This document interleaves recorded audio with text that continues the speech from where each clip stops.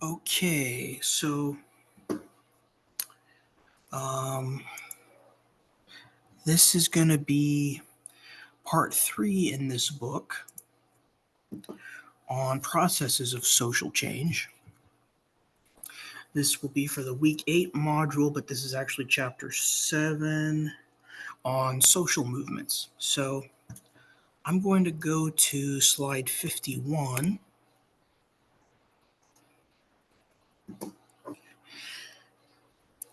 So the definition is here. Protest is a form of direct action or democracy. Voting, for example, is a form of indirect action or democracy. Slide 50.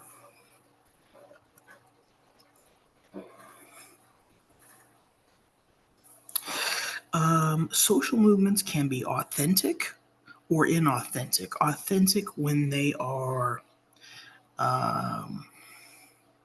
driven by the masses, inauthentic when they are driven by elites. So they should be from the bottom up rather than the top down.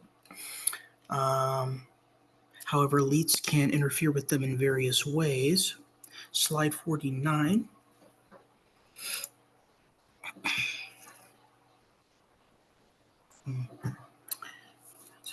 So there are social movements, for example, the civil rights movement, and there are social movement organizations within that, SMOs, such as the NAACP or SNCC, which stand for National Association for the Advancement of Colored People, and the Student Nonviolent Coordinating Committee. Slide 48.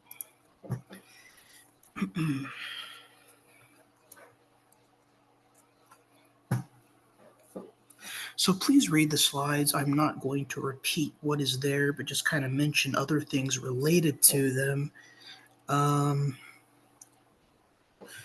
Groups can be organized online or face-to-face. Protests are sort of the tip of the iceberg for social movement organizations.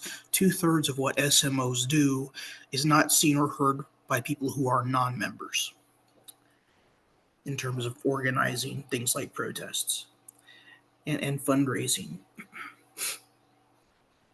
Social movements depend on volunteers and donations.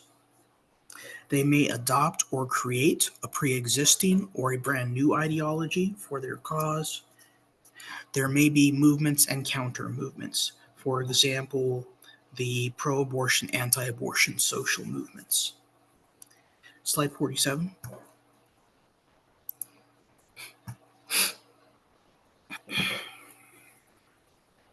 So again, there are a constellation of people. For example, there are people like myself who watch Democracy Now!, who are concerned about the genocide in Palestine. And again, there are other people who take the next step if they can and donate money. There are other people who take the next step, again, as I did, and join an organization or group like Faculty for Justice in Palestine. I'm a member of the chapter here at Stan State. And I've also protested on campus with and for FJP several times. So, but any one person could do one of those 4 things, and maybe not all 4 of them. There are various levels of commitment that people are able or willing to give, and that's okay too. There's a whole constellation of people that surround any social movement. Slide 46.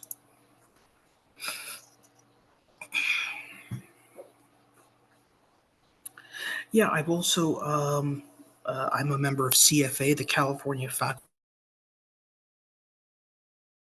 Association, which is a labor union. We did go on strike a couple of years ago. I cannot remember when exactly, but we did picket at the corner of Gear Road and West Monte Vista in front of the school on the sidewalk there. About there may have been 100 faculty there actually that day, with signs and kind of marching around, and a person had a megaphone, and we would chant things. I also paid dues for the union, obviously, but we also had support from students, and I suppose administration was kind of against us. They were against us, although they got the raise too once we actually fought and won and got the raise. But anyway, so that is another example. 45. Kind of a personal example that I can share. Also, let's see. So slide 45. Yeah, I went to a 50-51 protest the other day in Stockton at the Tesla with a local atheist community. There's no connection necessarily between national and local, protests and social movements. It was that in name only. We saw it on the news and we liked it and we decided to do it. Actually, I have a few signs here from when I protested. So this is the one from the 50-51 protest. It's supposed to be a crown with a red line through it to be no monarchy. And this is the one for CFA a couple of years ago, workers' rights, just wages, student welfare, it says. And this is the one that I used for FJP, Faculty for Justice in Palestine. So yeah, anyway, others of you have participated, I know, in protests and social movements, much more than I have probably. So you can, always share your own experiences too, so we can all learn from it. Maybe in the discussions this week, for example, if you'd like to. Slide 44. So basically, these last few slides are talking about inclusive versus exclusive social movements. So for example, CFA, it's a labor union, not exactly a social movement per se, although it is it's a social movement organization, I guess you could say, or labor union organization. It's part of the social movement of workers' rights and labor unions. So there are other, labor unions like the AFL-CIO, the American Federation of Labor, and the Congress of Industrial Organizations, which is a union made up of like all the unions in the United States. That would be another SMO in this social movement. And so CFA is inclusive, although there are coalitions and factions within it. So, for example, when we voted to go on strike, about 75% of faculty who are members of CFA in the CSU system of 23 campuses voted to go on strike.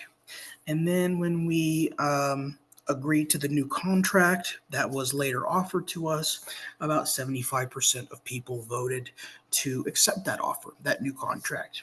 However, there were always people on the right who did not want to strike. There were always people on the left who thought we should have struck for longer and held out for more money. So there's always coalitions and factions, and you're always trying to hold it together because there's strength in numbers. The more people in the union and the more people who strike, which was not everyone, the better. Exclusive would be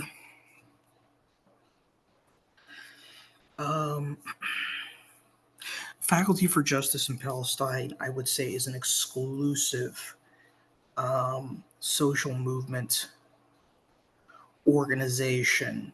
I have, let's see, how should I put this? How should I put this? There are faculty that do work for both Palestine and Israel that have decided not to be a part of FJP because FJP is more of a militant organization, which is on the side of the Palestinians. And so it is not about bringing people together as much. It is not about conversation and talking and all that kind of a thing. Yeah, so that's that. 43. Yeah, I mean, so I've also written letters to um,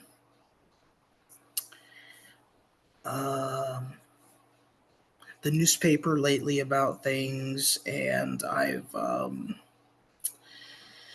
let's see, I mean,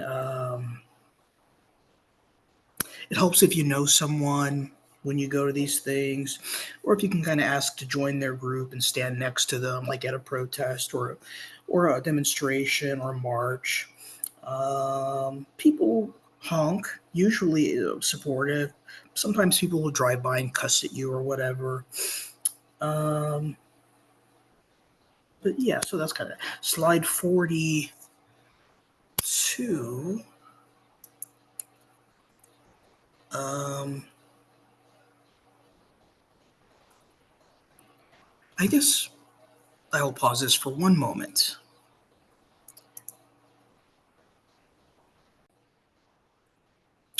Okay, so I did not intend to mention this, but this is the letter that I wrote. It can be found under in the Google Drive on the syllabus module. If you are curious, um, under core curriculum, my projects, immigration stuff. Um, and basically, I was just making the point that according to U.S. law and international law, refugee and asylum seekers are supposed to receive um, a court hearing prior to any deportation action, and that is not the case. So actually, it is the government that is breaking the law, not these people, if that is what people actually care about. But of course, the message of this, and it's not well written. I was in a hurry, but was that it is about race, not about legality. Um, 80% of drug traffickers are U.S. citizens. Um, Undocumented persons pay $30 billion a year in Social Security taxes that they never receive, and so on and so forth. Um, and I compared ICE raids to lynch mobs of the past, and also mentioned the annexation of Mexico by the United States, as well as foreign policy, which leads to immigration, which maybe other people may not know that much about. For example, there were 20,000 Honduras refugees who came to the United States during the last Trump administration. And part of the reason for that was there was a military dictatorship, in part trained by the U.S. military, that then decided to murder LGBTQ plus persons in a genocide, and so people had to flee. So there is, as the CIA says, blowback. Actions have consequences. So that was also another point I was trying to make. I mean, you could just pardon people. Technically, it's not against the law, as far as I know, to be an undocumented person in a country unless you're written a citation. But I guess people assume no one would leave even if they were written a citation. And it's just a misdemeanor usually, like a traffic ticket. Um, Unless there's human trafficking involved, then it's a felony. But of course, we do not deport people for traffic tickets. Not to mention, we have a president who is a convicted felon. So that was my point. It did get published, although there's a paywall here. And anyway, and then this was the response. I noticed. So not everyone is going to like what you have to say. Um, but that's okay. I mean, this is what free speech is for, and people can engage with it or not based on that. Um, I especially like this meme here. Anyway, so that's that. Let's see, slide 42. Okay, there's a table which goes over this slide in a moment, so I'll get there in a moment. Um, so let's see. In the U.S., China, and Russia, professors and students are usually the people who protest, and they usually get arrested for things like loitering, disturbing the peace, disorderly conduct. But usually the charges are contrived. They're not real necessarily. Slide 41.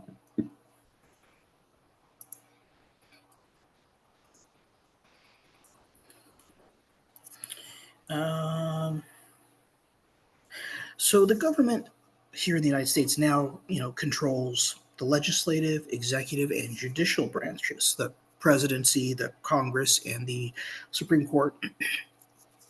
Um,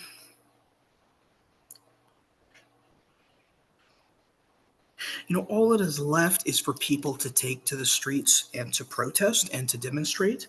And that goes for Russia and China too. And that is why the government is trying to prevent that from happening now. That is why people who protested for Palestine have been arrested. That is why people who are dual citizens or U.S. citizens are being arrested by ICE, even though they are not undocumented persons, and so on and so forth.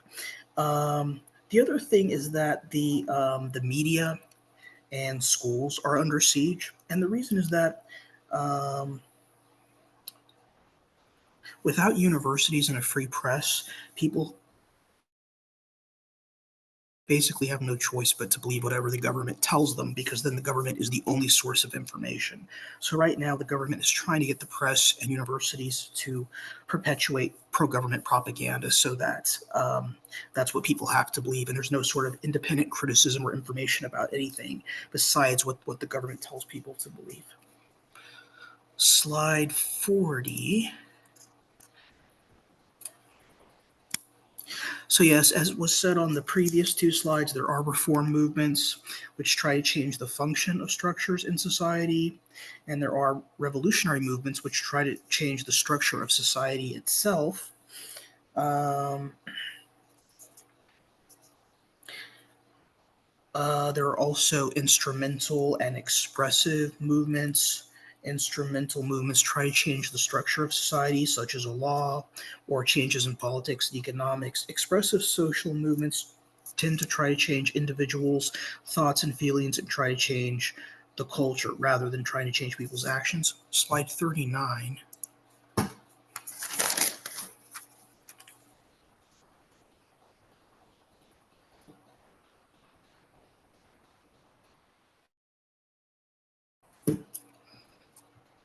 Okay, and this gives that information again. So, for example, I'm interested in particular reform and instrumental movements in the top left quadrant. So that would be reformative movements.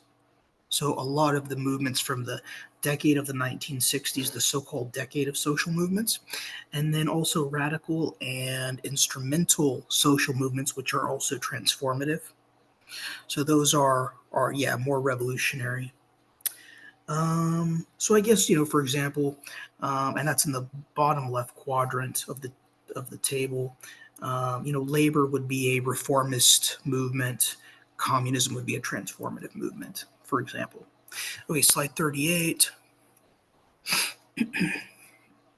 There can be progressive or radical social movements, such as communism oriented towards the future, or conservative and reactionary movements, such as fascism oriented towards the past.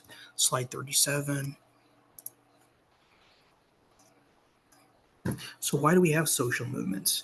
Okay, this part focuses on things like groupthink and the bystander effect, as well as social contagion, and why do people conform or not conform.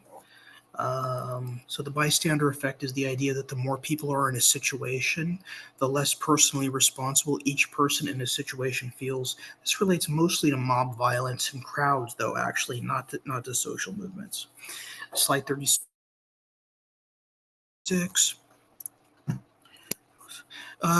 Rational choice theory in social movements. This is the idea that people choose to participate in social movements based on weighing the costs and benefits. Even if they do not necessarily understand what the costs and benefits are, they are trying to kind of weigh those things. So things like time, money, effort could be costs. Benefits could be structural or cultural changes. Usually individuals will try to change things individually. So for example, um, if they are trying to achieve upward social mobility, they could go to college or try to get a better job. But if they're unable to do that, then most people will try a collective action, a collective solution. So maybe we need a labor union so we can improve wages, and have better policies. Um, and people can try to change things either within the system or working without the system. So there are people like John Lewis, who was a member of the House of Representatives. He had been a member of the Civil Rights Movement along with the Reverend Dr. Martin Luther King Jr. So later he went into government. Hillary Clinton was a member. She was a second wave feminist, and then later on she went into government as the First Lady and a U.S. Senator and Secretary of State. So working within or without the system are kind of two options. Slide 35.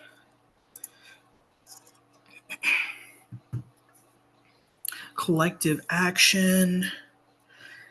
So, a collective action would be like a protest. It may or may not be associated with the social movement. Of course, we have groups, small face-to-face meetings, right? We have crowds, which are people. Again, that's more like collective action. There's no social movement. It may not even be a protest. It could just be people who stop to watch a street performer, for example, or stop to watch, I don't know, a car wreck or a fire or something like that, right? So yeah, collective action and mass behavior are kind of other things, right? Anyway, 34 slide. 34. Okay, this is a relative deprivation theory, major theory in social movements. So absolute poverty is when you don't have enough food, shelter, or clothing to survive. Relative poverty is when you are below average in terms of the things people in your society have that is considered necessary to lead a satisfactory and fulfilling life.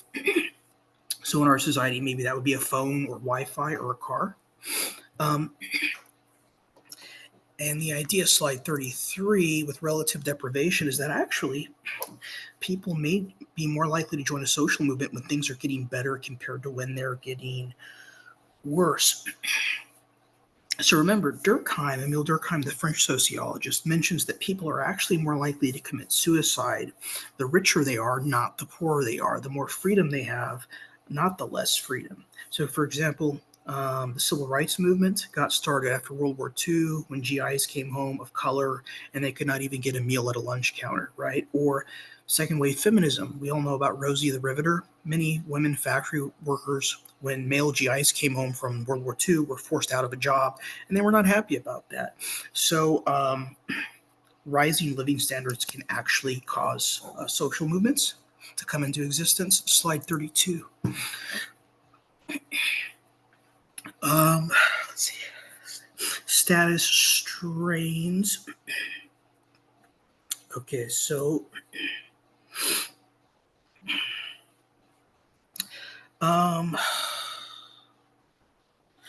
this happens when people are experiencing downward structural social mobility. Everybody's going down in society at once.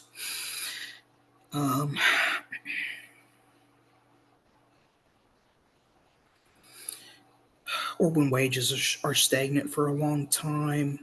This happens because sometimes equality is experienced by a dominant group as oppression because they've never experienced equality before.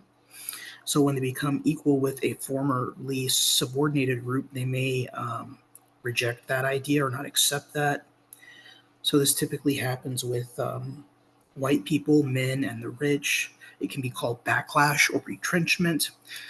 Sometimes it's called aggrieved entitlement as well. There's a book called Angry White Men. I think it's by Michael Mesner that talks about this. Slide 31. Mobilization contexts. So So there are push and pull factors, again, costs and benefits that determine whether people will choose to join a social movement or not, and whether a social movement comes into existence or not.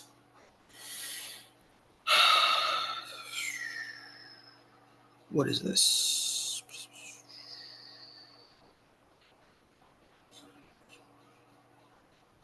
Well, what is this trying? What is this saying? Mobilization factors, education, income. Well, I guess the suggestion I might make here is that in recent times, people with more education and income who are middle class tend to join social movements. Slide 30. Before, in the 1960s, social movements were mainly the poor, women, people of color. Today, however, and that was for the civil rights movement and feminism mainly. Today, for things like the environmental movement or gay rights movement, it tends to be a little bit more white, male, and middle class. So that is also another change.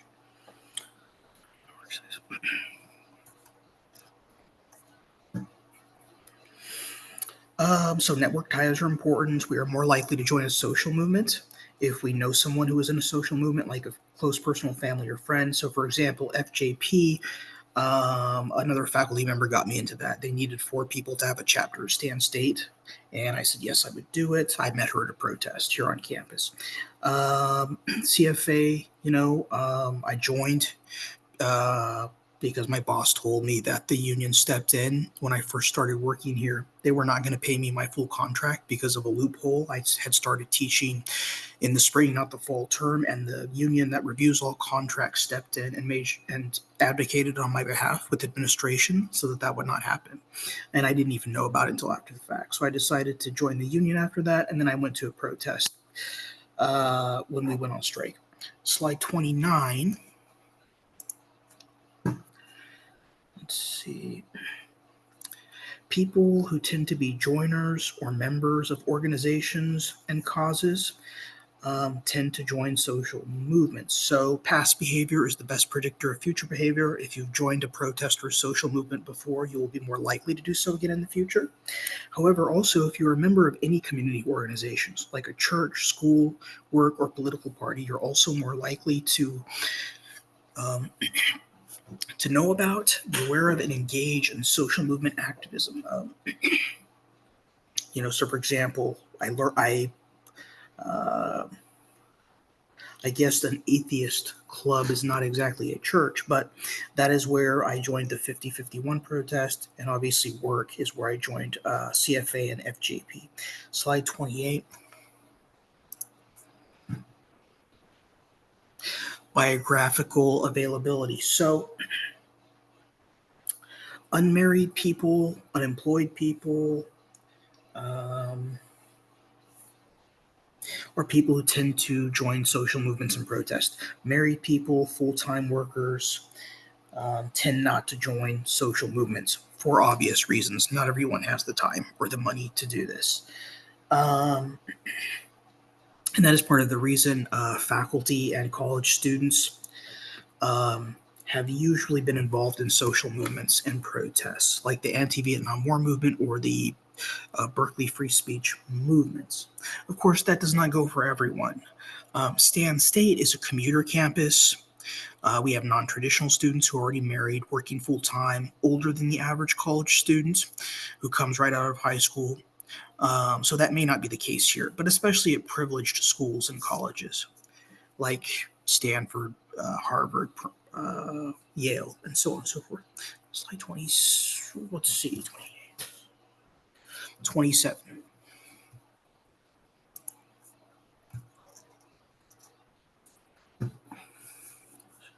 Okay, so this is the structural, functional approach to theories of social movements. It's going to mention things, major social changes like the Great Depression, World War II, or the invention and marketing of the birth control pill as causing social movements. I'm going to skip slide 26 and 25, slide 24. Oh, this is an interesting table. So yeah, on collective action. and structure. So slide 23, again, they can be protests and collective action. They could be social movement organizations, or it could actually be part of the government and a political party. So there are various forms of structured and unstructured activity. Slide 22. What is this about? Structural functionalism is based on the idea that social movements are deviant behavior and may be criminal activity, and that people only do it when there's a lack of social control. So they are not concerned with why people join social movements. They are concerned with why people do not join social movements most of the time. Okay, slide 21.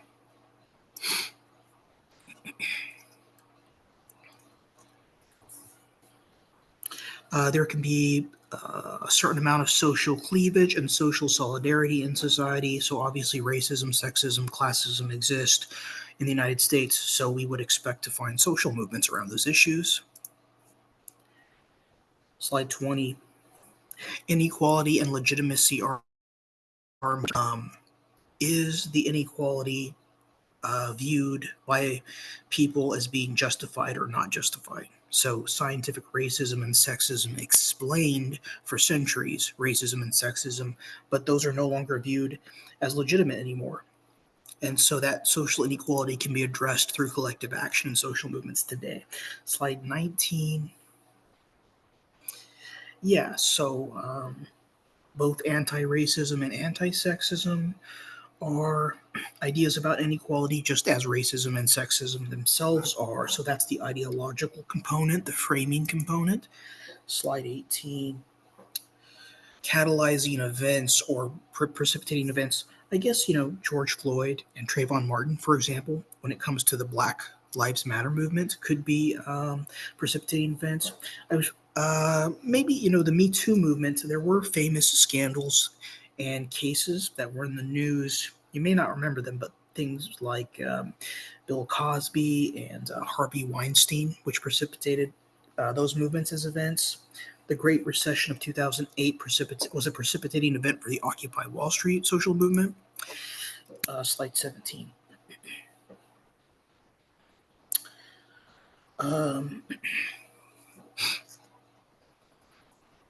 It is also necessary for there to be leaders and followers, or maybe it could be a horizontally organized social movement or bottom-up organized social movement. So not necessarily, but then there's a government response. So, for example, Alexis Navalny was a Russian dissident who was pro-democracy, anti-kleptocracy in Russia.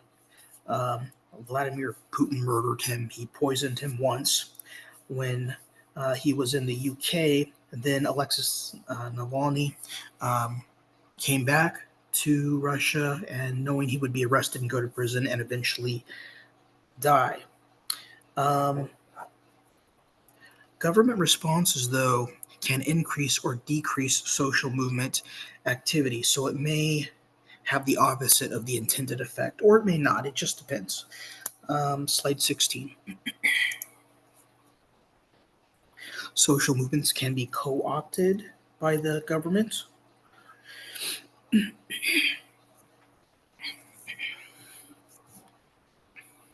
This reminds me of the idea of interest convergence. So one critical race theory idea about why the civil rights movement was able to do what it was able to do in the 1960s was because of the Cold War going on between the United States and Russia, and there were non-aligned countries in Africa that the United States was trying to improve relations with through foreign policy and diplomacy, and segregation was a national humiliation and embarrassment. And so that could be why President Eisenhower and President Kennedy were especially interested in civil rights. So they may have had ulterior motives. Slide 15.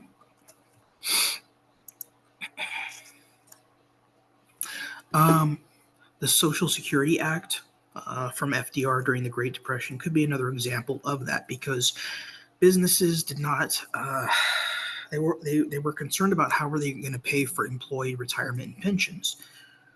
And so instead, at least with the Social Security Act, workers would contribute themselves as well. So there was another interest convergence, maybe some ulterior motives between those with power and those without power.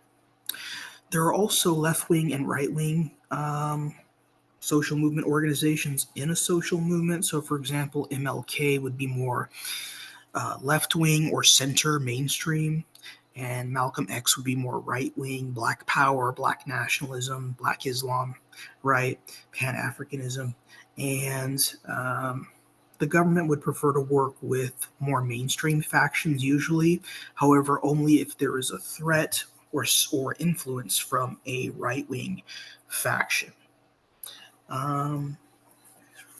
Yeah, so increased repression, government repression may increase or decrease social movement activism. It just, it matters what the situation is. Slide 14.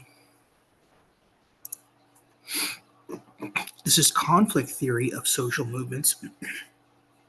Social movements may seek to, in Max Weber's terms, routinize charisma or institutionalize the movement in government. So, for example, second wave feminism institutionalized itself in government in the form of Title IX offices, and the civil rights movement institutionalized itself in government through equal opportunity offices and through the Civil Rights Act and the Voting Rights Act, although both of those are the Supreme Court has said they are unconstitutional now, so they do not exist anymore as much. But slide 13. Oh, resource mobilization, another big theory in social movement theory. This is the idea that forms of capital are necessary for social movements. Could be financial capital, human capital, social capital, cultural capital. This is the idea that there were foundations that funded nonprofits and social movements in the 1960s, and this was an important aspect of the civil rights movement, second wave feminism, the labor movement, and so on and so forth. Slide 12. The media can also be important here. Slide 11. Technology can change. What is this about? As well as professional social movement activists and scholars. Slide 10. Political opportunity theory, another big theory in social movements theory. Let's see. Social movements are easier to have in democratic societies and harder to have in authoritarian societies. Also easier in liberal administrations than conservative administrations because the costs tend to be higher and the benefits lower. Typically, violent activism is necessary in authoritarian regimes, whereas nonviolent activity is required for social change in democratic regimes. Slide 8. Elite disunity can create a political opportunity for social movements. It could be mild or severe. It could be a political party change or a political regime change. Anything which divides or weakens the government. Slide 7. The expansion of the franchise, voting rights to women and people of color, for example, can also create political opportunity. Slide 6. Elite defection. It can be real or an appearance only, but elites that are willing to work with masses can create political opportunity. Slide 5. New social movement theory. This applies to the 1970s and to the environmental movement and the LGBTQ plus movement. Old movement theory applies to the 40s and 60s and the civil rights movement and second wave feminism. Slide 4. Again, culture is a new movement theory tends to be about culture and individuals, behaviors and feelings. Old movement theory tends to be about social structures and collectivities and people's actions. Slide 3. Whoops.